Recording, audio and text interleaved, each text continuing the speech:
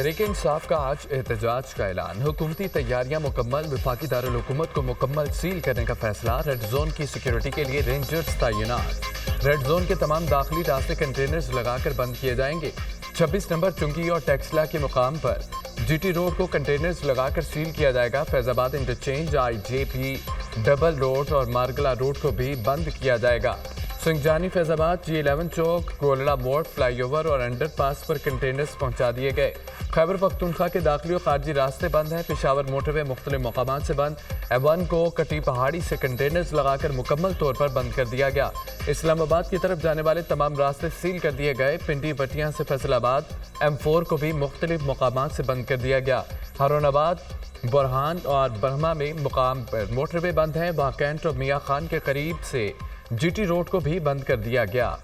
Rest area में heavy machinery पहुंचा दी गई।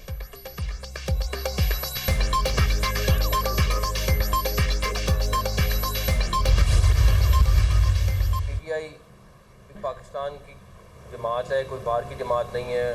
उनको मैं कहूँगा कि जब कोई हेड ऑफ स्टेट यहाँ पे मौजूद हो और आप उस टाइम प्लान कर रहे हो कि हमने इस्लामाबाद के ऊपर धावा बोलना है, ये किसी भी तरीके से मुनासिब नहीं है। किसी सूरत भी धावा इस्लामाबाद पे बोलने की ना इजाज़त है, ना उनको ये ज़ेब देता है एज अ पाकिस्तानी। अब अगर कोई ये करेगा, उनको भी मैं एडवांस बता रहा हूँ कि उनके लिए किसी किस्म की भी कोई नरमी तवक्को ना करे। किसी को इस्लामाबाद में दावा बोलने की इजाज़त नहीं देंगे। वज़ीर दाखिला मोहसिन नकवी का दो टोक ऐलान। कहा कि एहतजाज रोकने के लिए हर हद तक जाएंगे।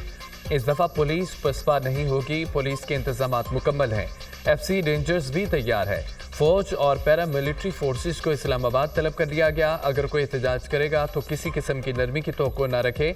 हमने पूरा बंदोबस्त किया हुआ है, फिर हमसे कोई शिकवा न करे। गैर मुल्की सरबराहान ममलिकत की मौजूदगी में एहतजाज मुनासिब नहीं। वज़ीर आला खैबर पख्तूनख्वा अपने फैसले पर नजरसानी करें। सिंगजाई ताउन तंजीम इजलास को हमने यकीनी बनाया। SCO कॉन्फ्रेंस की कामयाबी हर पाकिस्तानी की कामयाबी है। इस्लामाबाद में पहले ही दफ़ा 144 नाफिस है। कंटेनर्स खड़े करना हमारी मजबूरी है। हमने लोग पकड़े हैं, वो किसी तरह तैयार कर रहे थे। उनके पास गलेल, पत्थर, कील वाले डंडे पकड़े गए। IG इस्लामाबाद का जवाब, अगर साफ एहतजाज हो तो ऐसी प्लानिंग नहीं होती।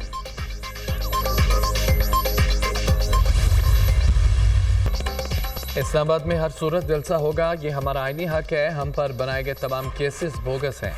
हमारे लोगों को गैर कानूनी हिरासत में लिया गया। अपोजिशन लीडर उमर अयूब की सरगोदा में मीडिया टॉक। कहा, हुकूमत अपनी करप्शन छुपाने के लिए आइन में तरमीम चाहती है, ऐसा नहीं होने देंगे। हुकूमत लंदन प्लान के तहत चल रही है। नवाज शरीफ के प्लेटलेट्स तेजी से गिर रहे हैं, वो जल्द लंदन चले जाएंगे।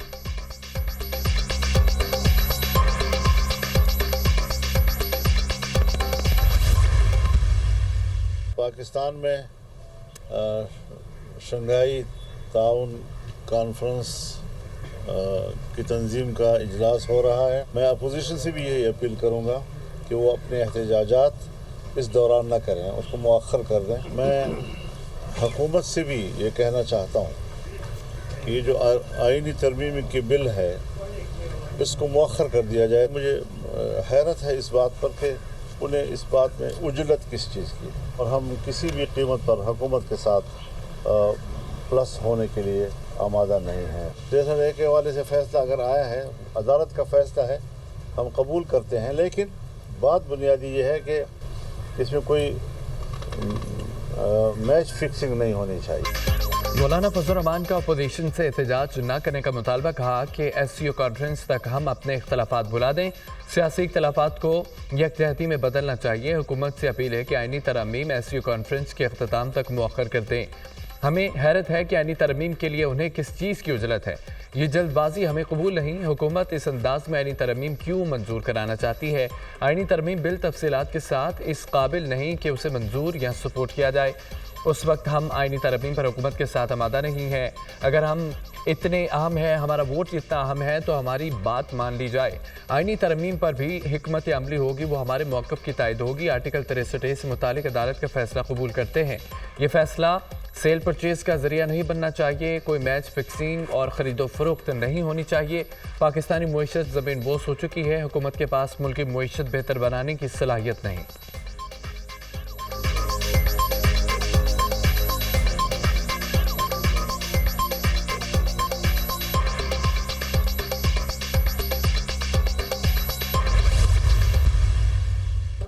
کیا مذموم حرکت کر رہے ہیں کہ ایک صوبے کو دوسرے صوبے سے لڑانے کی کوشش کر رہے ہیں. پتہ چل گیا ہے کہ پنجاب آگے بڑھ گیا ہے تو ان کا اب طریقہ یہی ہے کہ آؤ اور ان کو تنگ کرو, اتنا تنگ کرو کہ یہ کوئی کام نہ کر سکے.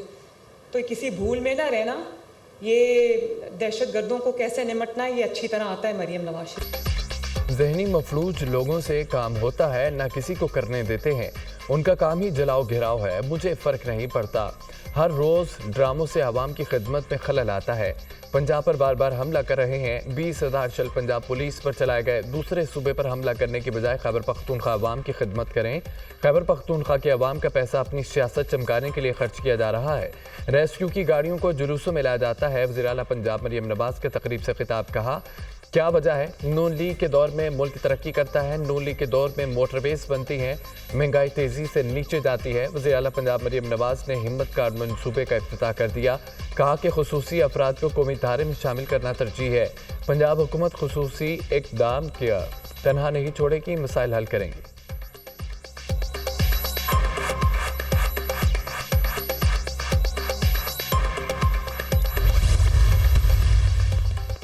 سپریم کورٹ کے باہر وکلا کے احتجاج کا معاملہ. وفاقی پولیس نے چیئرمین پی ٹی آئی سمیت 20 وکلا کے خلاف مقدمہ درج کر لیا. مقدمہ انسداد دہشت گردی ایکٹ اور سنگین دفعات کے تحت درج کیا گیا. مقدمے میں لطیف کھوسہ, شبلی فراز, سلمان اکرم راجہ, اعظم سباتی سمیت دیگر نامزد ہیں. مقدمے میں نامزد مصطفین کاظمی کو اسلام آباد سے گرفتار کر لیا گیا. مقدمہ ایس ایچ او تھانہ سیکریٹریٹ کی مدیریت میں درج کیا گیا.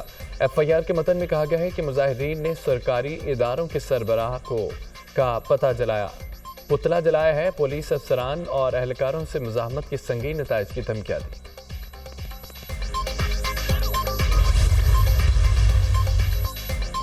پنجاب حکومت نے لاہور میں 6 دن کے لیے دفعہ 144 نافذ کر دی. سیاسی اجتماعات, دھرنے, جلسے اور مظاہروں پر پابندی عائد. اطلاق 8 اکتوبر تک ہوگا. نوٹیفیکیشن جاری.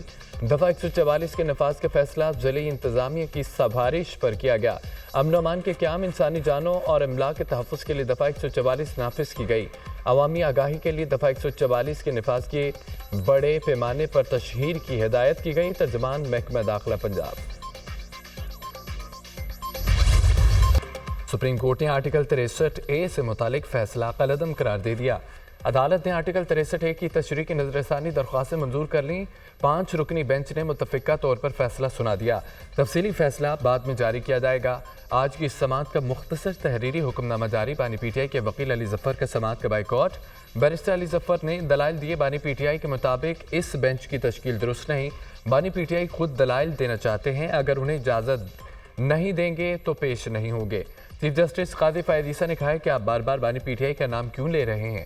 نام لیے بغیر آگے بات کریں. بیرسٹر علی ظفر نے کہا ہے کہ میں جو بات کرنا چاہ رہا ہوں وہ آپ کرنے نہیں دے رہے. حکومت آپ کے لیے آئینی ترمیم اور جوڈیشل پیکج لا رہی ہے. آج بھی اخبار کی اس سرخی ہے کہ آئینی ترمیم 25 اکتوبر سے قبل لازمی ہے. اگر آپ نے فیصلہ دیا تو یہ ہارس ٹریڈنگ کی اجازت ہوگی, جس پر جسٹس قاضی فائد عیسیٰ نے کہا ہے کہ اب آپ حد کراس کر رہے ہیں. آپ سیاسی گفتگو کر رہے ہیں تاکہ کل سرخی لگے. ہم آپ کو توہین عدالت کا نوٹس کر سکتے ہیں. یہ بہت بڑا بیان ہے.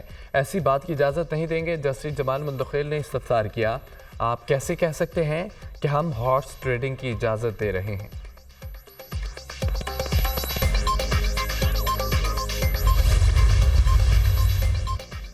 سیاسی جماعتیں جج یا چیف جسٹس کے ماتحت نہیں ہوتی. جج کون ہوتا ہے کہنے والا کہ کوئی رکن منحرف ہوا. سیاسی جماعتیں اپنے سربراہ کے ماتحت ہوتی ہیں. چیف جسٹس قاضی فائد عیسیٰ کے آرٹیکل 63 نظر ثانی کیس کے دوران ریمارکس. بیرسٹر علی ظفر نے بطور عدالتی معاون دلائل دیے. سپریم کورٹ بار کی اصل درخواست تحریک عدم اعتماد میں ووٹنگ سے متعلق تھی. سپریم کورٹ نے صدارتی ریفرنس آئینی درخواستوں کو غلط طور پر ایک ساتھ جوڑا.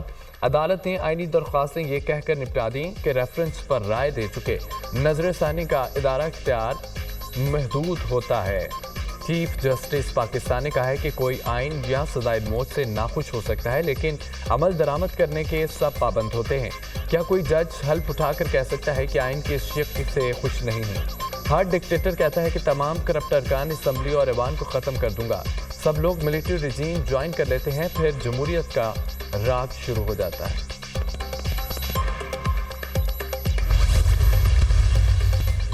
ممکن آئینی ترمیم پر حکومت اور بار کونسل کی کمیٹی کا متعدد شقوں پر اتفاق ہو گیا۔ سپریم کورٹ کے ججز کی مدت نہ بڑھانے کا فیصلہ۔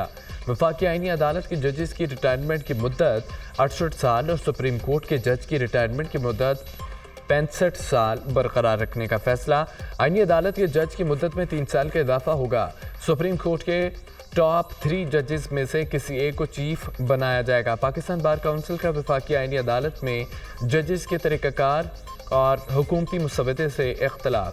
آئینی عدالت میں صدر و وزیر اعظم کو تقرری کے اختیار سے اتفاق نہیں کرتے۔ 4 حکومتی، 4 اپوزیشن اور 1 بار کونسل کا نمائندہ ججز کی تقرری کرے۔ ہائی کورٹ کے جج کے لیے عمر 40 سال کرنے سے متعلق حکومتی تجویز سے اختلاف۔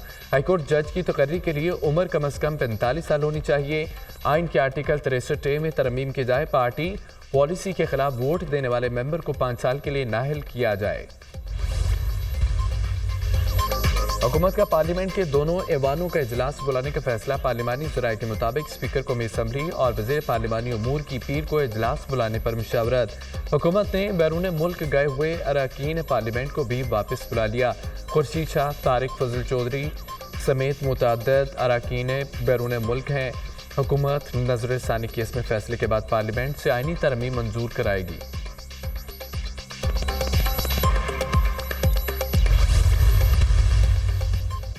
سپریم کورٹ میں این 37 میں ووٹوں کی دوبارہ گنتی کا کیس۔ پیپلز پارٹی کے ساجد طوری اور الیکشن کمیشن کی اپیلیں واپس لینے کی بنیاد پر خارج کر دی گئیں۔ MWM کے حمید حسینی کی کامیابی کا نوٹیفیکیشن برقرار۔ PK 99 بنوں سے دوبارہ گنتی کی درخواست بھی واپس لینے کی بنیاد پر خارج۔ سپریم کورٹ نے PK 78 پشاور میں دوبارہ گنتی کی درخواست بھی خارج کر دی۔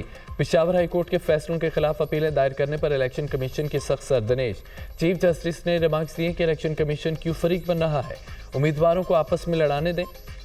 الیکشن کمیشن کیوں اپنی ساکھ خراب کر رہا ہے کہ عدالت الیکشن کمیشن کے خلاف سخت احکامات جاری کرے۔ نتائج مرتب ہونے کے بعد الیکشن کمیشن کا اختیار ختم ہو جاتا ہے۔ الیکشن کمیشن پہلے کامیابی کے نوٹیفیکیشن جاری کرتا ہے، پھر کہتا ہے گنتی دوبارہ کرو۔ اگر درخواستیں زیر التوا تھیں تو کامیابی کا نوٹیفیکیشن بھی کیوں جاری کیے؟ نوٹیفیکیشن کسی عدالتی حکم پر ہوتے تو بات اور تھی۔ الیکشن کمیشن نے پنجاب میں 8 ٹریبونلز تشکیل دے دیے۔ لاہور، ملتان، بہاولپور اور راولپنڈی کے لیے ٹریبونلز قائم۔ نوٹیفیکیشن جاری۔ الیکشن ٹریبونل میں 4 ریٹائرڈ اور 4 حاضر سروس ججز شامل ہیں۔ ٹریبونلز قومی اور صوبائی اسمبلیوں کی انتخابی عہدیداریاں نپٹائیں گے۔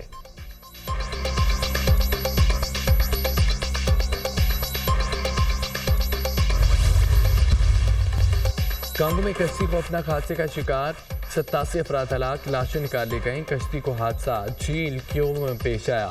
کشتی پر 278 افراد سوار تھے، 40 کو زندہ بچا لیا گیا۔ دیگر افراد کی تلاش جاری ہے۔ لاشوں کی ریکوری اور شناخت میں وقت لگ سکتا ہے۔ عالمی میڈیا